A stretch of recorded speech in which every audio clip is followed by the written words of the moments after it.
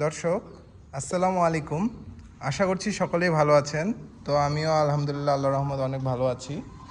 তো আজ অনেক দিন পর আসলে একটি খামারের উপর ভিডিও প্রতিবেদন নিয়ে হাজির হচ্ছি। তো মূলত গত 1 মাস ধরে দেশের যে পরিস্থিতি তাতে আসলে কারোরই সেভাবে খামারের উপর আপডেট দেওয়ার মতো পরিস্থিতি আমারও ছিল না বা আপনাদেরও দেখার মতো পরিস্থিতি ছিল না। তো আমি মূলত আজ প্রায় 1 মাস পর আমি একটি ভিডিও প্রতিবেদন নিয়ে আপনাদের সামনে হাজির হচ্ছি। তো মূলত আমি আপনাদের যেটি আজ দেখাবো যে আমি কুরবানির পরবর্তী সময়ে কি ধরনের গরু সংগ্রহ করেছি খামারের জন্য এবং কি কারণে সংগ্রহ করেছি। তো সে বিষয়গুলো নিয়ে আমি আজ আপনাদের সামনে হাজির হচ্ছি। তো দেখতেই পাচ্ছেন আমার এখানে সামনে যে গরুগুলো মাশাল্লাহ, তো এগুলো সবগুলোই আসলে দেশি, আমরা যে দেশি গরু বলি অর্থাৎ দেশি বা দেশাল আপনারা যাই বলে থাকুন না কেন, দেশি যে গরুগুলো আসলে কুরবানিকে টার্গেট করে মানুষ পেলে থাকে, তো তেমন ধরনেরই গরু আমি আপনারা সামনে দেখতে পাচ্ছেন। তো এই গরুগুলো সংগ্রহ করার আসলে কারণ কি, হ্যাঁ, তো সে বিষয়টি আমি আপনাদের জানাবো। তো দেখতেই পাচ্ছেন যে আমরা আসলে গরুর আমি পূর্বের ভিডিওগুলোতে যা বলেছিলাম যে কুরবানি উপযোগী গরুর আসলে যেসব গুণ থাকা দরকার বা বৈশিষ্ট্য থাকা দরকার সে ধরনের বৈশিষ্ট্যগুলো দেখেই আমরা গরুগুলো সংগ্রহ করেছি। এবং এগুলো সংগ্রহ করার আসলে উদ্দেশ্যটা আমি যদি আপনাদের ভেঙে বলি, আপনারা সকলেই হয়তো বা জেনে থাকবেন যে আমি 2.5-3 মাস বা 3.5 মাস এর উপর গরু পালি না। মূলত আমরা গরু সংগ্রহ করার পর 2.5 থেকে 3 মাস আমরা খামারে রেখে থাকি, তারপর আমরা পুনরায় নতুন গরু সংগ্রহ করি এবং এগুলো বিক্রয় করে থাকি। তো এগুলো সংগ্রহ করার যেটি মূল উদ্দেশ্য, আসলে আমরা বর্তমান চলমান পরিস্থিতিতে আসলে গরুর বাজার বেশ অনেকটাই কম। তো এই কম বাজার থাকার কারণে আমরা মূলত এই সময় আমরা যে গরুগুলো সংগ্রহ করে থাকি সেগুলো হলো হাড্ডিসার গরু, ক্রস হাড্ডিসার গরু, যেগুলো আসলে মাংসের জন্য মোটা তাজা করা হয়ে থাকে। তো তেমন ধরনের গরুগুলোই আমরা সংগ্রহ করি মূলত এই সময়। কিন্তু এবার একটু ব্যতিক্রম হওয়ার কারণ যে আসলে বর্তমান বাজার যে পরিস্থিতি বেশ অনেকটাই খারাপ। তো সেক্ষেত্রে মাংসের বাজার কবে কি ভালো হবে সেটা আসলে অনিশ্চিত, এবং কতটুকুই বা স্বাভাবিক হবে সে ব্যাপারগুলো আসলে ভাববার বিষয় রয়েছে এগুলোতে। তো আমরা মূলত এই গরুগুলো সংগ্রহ করেছি সামনে কুরবানিকে টার্গেট করে। তো আমরা মূলত এখানে হয়তোবা আমরা খুব বেশি হলে 2.5 থেকে 3 মাস আমরা এই গরুগুলো পালন করব।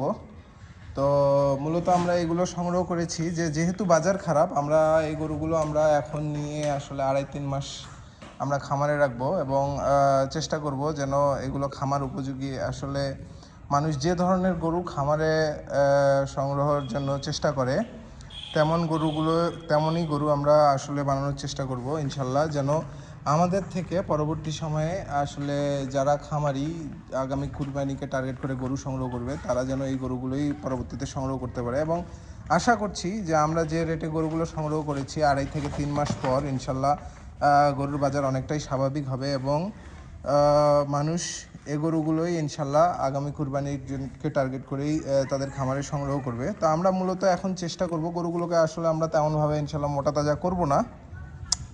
তো আল্লাহ তৌফিক দিলে আমরা আসলে গরুগুলোকে মানে খামার উপযোগী, অর্থাৎ এগুলোর শরীরে যে ঘাটতি রয়েছে ঘাটতিগুলো আমরা পূরণ করার চেষ্টা করব। এর পাশাপাশি আমরা বিভিন্ন ধরনের ভ্যাকসিনেশনের ব্যাপার রয়েছে, এর পাশাপাশি এদের যে মিনারেলস বলেন বা বিভিন্ন ধরনের মাল্টিভিটামিন, এই বিষয়গুলো আমরা পূরণ করার বিষয়টি সুনিশ্চিত করব।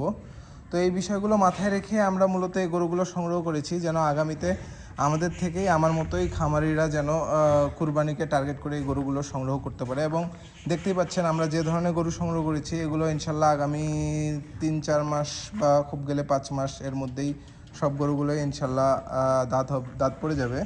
তো এর মধ্যে কিছু গরু এমনও রয়েছে যেগুলোর অলরেডি দাঁত হয়ে গিয়েছে।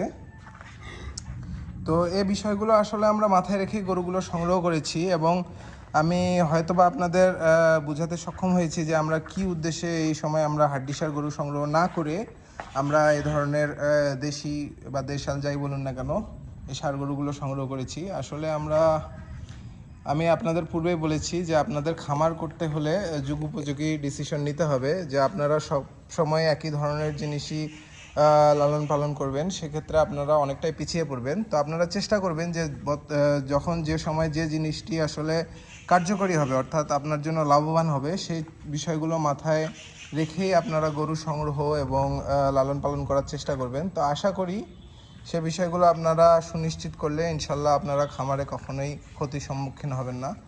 অবশ্যই অবশ্যই অবশ্যই প্রত্যেকটি খামারির আসলে আপনারা লোক মানে কর্মচারী রেখে খামার করুন বা নিজে করুন না কেন, যেভাবেই করুন, আপনারা প্রত্যেকটি বিষয় নিজেই দেখার চেষ্টা করবেন। অর্থাৎ আপনার কর্মচারীও যদি থাকে, সেক্ষেত্রে আপনার কর্মচারী ঠিকমতো গরুর খাবার দাবারের বিষয়গুলো সুনিশ্চিত করছে কিনা, বা আপনারা যে ধরনের আমরা ভিটামিন বা বিভিন্ন জিনিস খাইয়ে থাকি, যেমন জিঙ্ক, লিভার টনিক, এই ধরনের বিষয়গুলো তারা ঠিকমতো দিচ্ছে কিনা, এই বিষয়গুলো আপনাদের নিজেদের থেকে জিনিসগুলো দেখতে হবে। এবং আসলে এই ব্যাপারগুলো যদি কোনো ঘাটতি হয়ে থাকে, সেগুলো আপনাদের চেষ্টা করতে হবে যেন সময় মতো সব জিনিসগুলো আপনাদের খামারের পশুগুলো পেয়ে থাকে।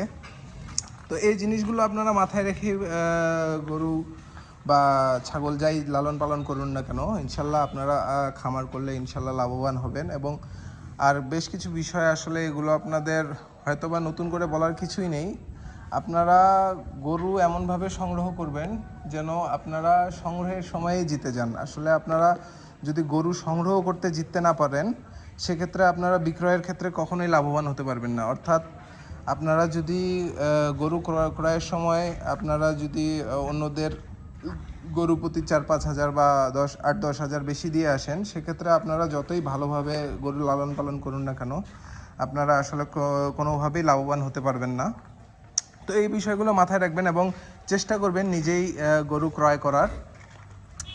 আপনারা যদি নতুনও হয়ে থাকেন, নিজেই গরু ক্রয় করবেন। একবার দুবার হয়তো বা আপনারা ঠকে যেতে পারেন, সেক্ষেত্রে খুব বেশি গেলে আপনাদের 2,000 বা 3,000 বেশি মূল্য দিয়ে হয়তো বা আপনারা গরু সংগ্রহ করবেন।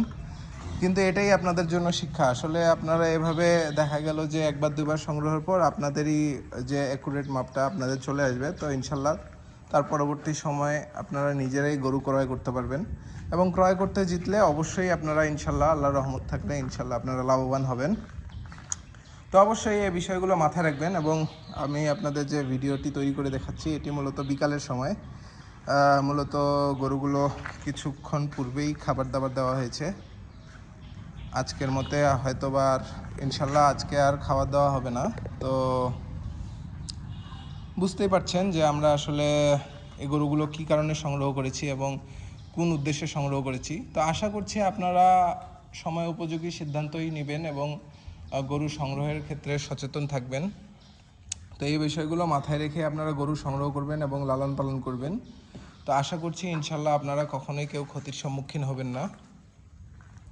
এবং আপনারা খাবার দাবার কি খাওয়াচ্ছেন, আসলে রেডিমেড খাবার খাওয়াচ্ছেন না আসলে নিজেরাই মিক্স তৈরি করে খাওয়াচ্ছেন, তো এগুলো আসলে ভাববার বিষয় রয়েছে। এই বিষয়গুলো আপনারা চেষ্টা করবেন যে আপনারা একটু স্বয়ংসম্পূর্ণ খামারি হতে গেলে আপনাদের গরুর প্রাথমিক ট্রিটমেন্ট, ফুড ম্যানেজমেন্ট, বাসস্থান, এই বিষয়গুলো আসলে আপনাদের সুনিশ্চিত করতে হবে যে এই ব্যাপারগুলোতে যেন কোনো ঘাটতি না থাকে। তো এই বিষয়গুলো আসলে সুনিশ্চিত করলেই ইনশাল্লাহ আপনি একজন স্বয়ংসম্পূর্ণ খামারি হতে পারবেন। তো সকলেই ভালো থাকবেন। আসলে অনেক কথা বললাম অনেক দিন পর এসে। তো সকলেই ভালো থাকবেন, আমার জন্য দোয়া করবেন এবং কেউ মাশাআল্লাহ লিখতে ভুলবেন না।